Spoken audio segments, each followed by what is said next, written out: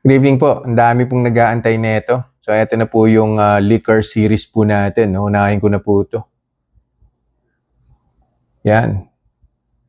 Jack Daniels po to with Coca-Cola Zero Sugar. Isang can po siya. Tetest lang po natin kung magkakaroon po ba ng blood sugar increase to. Hindi naman po ako magpapakalasing. No? Isang can lang po ito. By the way, kumuha na po ako ng baseline blood sugar, 106 po currently. Of course, kinuha ko po yan via the OTAI CGM. Ayan. So, inumin ko po yung isang can, tapos babalik po ako probably in 1 hour time kasi liquid po ito. Kung may blood sugar increase po siya, mabilis po siyang magmamanifest sa CGM. So, balik po ako. Simulan ko na to.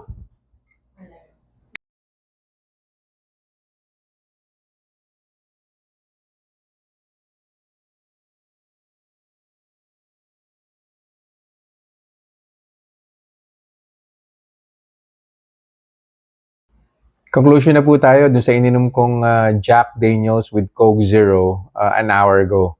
So, hindi ko na po siya pinaabot ng 2 hours in terms of monitoring. No? Alam niyo na po siguro kung bakit.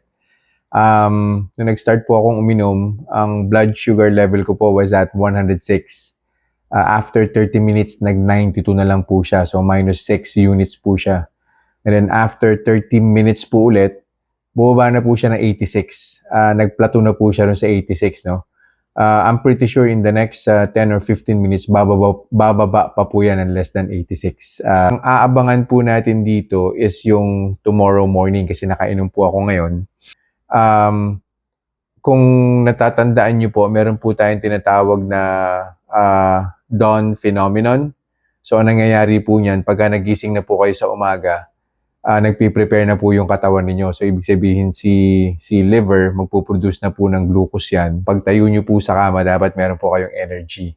So, kaya kung mapapansin nyo po yan, kahit wala pa po kayong kinakain sa umaga, tumataas po yung blood sugar level.